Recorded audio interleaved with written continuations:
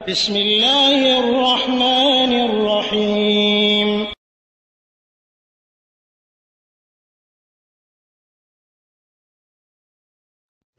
ওয়ালাইকুম আসসালাম রহমতুল্লাহ বরকাতুহ। জি, এক মুহতারাম ভাই 800 নাম্বার থেকে জানতে চেয়েছেন। জি, আলহামদুলিল্লাহ আমি ভালো আছি, আলহামদুলিল্লাহ, বারাকাল্লাহু ফিকুম। যে মসজিদে গেছি, ফজরের সালাতে গিয়ে দেখি যে অনেকে তাড়াহুড়া করে আগে সুন্নাত সালাত আদায় করতেছে, অথচ জামাত শুরু হয়ে গেছে। তারপরে সুন্নাত শেষ করে তারা জামাতে অংশগ্রহণ করবে। আসলে শরীয়ী দৃষ্টিতে এটা কতটুকু ঠিক? এটা একবারে বেঠিক, এটা একবারে বেঠিক এবং নিষেধ, এবং সুন্নাহ বিরোধী, রাসূল সাল্লাল্লাহু আলাইহি সাল্লামের নির্দেশ বিরোধী। রাসূল সাল্লাল্লাহু আলাইহি সাল্লাম বলছেন যে ইদা উকিমাতিস সালাহ ফালা সালাতা ইল্লা সালাতাল মাকতুবা। যখন সালাতের ইকামত হয়ে যায় তখন আর কোনো সালাতই থাকে না। সুন্নাত কেন, অন্য কোনো ফরজ সালাত হলেও আপনি সালাত শেষ করতে পারবেন না। অন্য কোনো সালাত হলেও, এর চাইতে গুরুত্বপূর্ণ সালাত হলেও আপনাকে গিয়ে আগে জামাতে অংশগ্রহণ করতে হবে, কারণ এটা হচ্ছে ওয়াজিব। এটা হচ্ছে ওয়াজিব, আর আপনি সুন্নাত পড়তেছেন। এতে তাদের কাছে একটা ভুল ব্যাখ্যা এবং ভুল কথা প্রচলিত আছে যে সুন্নাত যদি ছুটে যায় তাহলে আর কখনো পড়া যায় না। এটা মানে একবারে রাসূল সাল্লাল্লাহু আলাইহি সাল্লাম ফরজ সালাত মানে ছুটে গেল ঘুমের কারণে। তো আপনি এসে যখন দেখতেছেন, এটা তো ঘুমের কারণে ম্যাক্সিমাম সময়, এসে দেখতেছেন সালাত জামাত হচ্ছে, তো আপনি সুন্নাত পড়বেন নাকি জামাত পড়বেন? এটা একবারে ভুল, এটা একবারেই ভুল। এটা কোনো যুক্তিতেও টিকে না, শরীয়তেও টিকে না। এটা বন্ধুদেরকে বলে দিবেন যে এটা দলিল সম্মত না। যে দলিলগুলো আছে সেগুলো হচ্ছে মাযহাবী কিছু কথা, মাযহাবী দলিল না।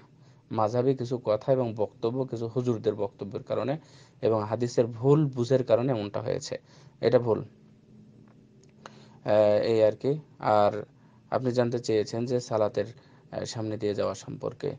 আমি উদাহরণস্বরূপ আমি সালাত আদায় করছি সামনের কাতারে, আমার পিছনে একজন সালাত আদায় করছে। আমারটা শেষ হয়ে গেছে, তারটা শেষ হয়নি। এই মুহূর্তে আমার যাওয়ার প্রয়োজন, আমি কিভাবে যাব? আসলে মার এবং মুরুর, যেটার ইংরেজিতে হয় হচ্ছে ক্রস করা এবং অতিক্রম করা, বাংলাতে অতিক্রম করা। অতিক্রম মানে হচ্ছে একদিক থেকে আরেক দিক যাওয়া।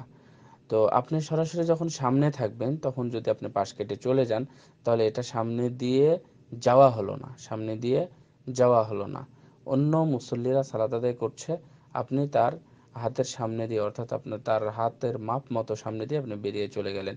এটা হচ্ছে সামনে দিয়ে অতিক্রম করা, সেটা যেটা নিষেধ। এবং রাসূলুল্লাহ সাল্লাল্লাহু আলাইহি ওয়াসাল্লাম বলেছেন, সাহাবীরা বলছেন যে রাসূলুল্লাহ সাল্লাল্লাহু আলাইহি ওয়াসাল্লাম বললেন 40 দিন না 40 বছর, সেটা আমরা বুঝতে পারিনি। তো সুতরাং 40 পর্যন্ত অপেক্ষা করতে হবে। যদি কিছু না পাই তাহলে 40 মিনিট অপেক্ষা করেন দেখি। 40 সেকেন্ড অপেক্ষা করলে ম্যাক্সিমাম সময় মানুষ থাকে না, চলে যায়, অর্থাৎ আমি বের হতে পারি। তো এটা আমাদের জন্য সাবধান, এবং এটা আমরা যেন খেয়াল করি, সবাই সবাই খেয়াল করব। এটা এটা আমাদের কাছে অনেক গুরুত্বহীন হয়ে গেছে বিষয়টা।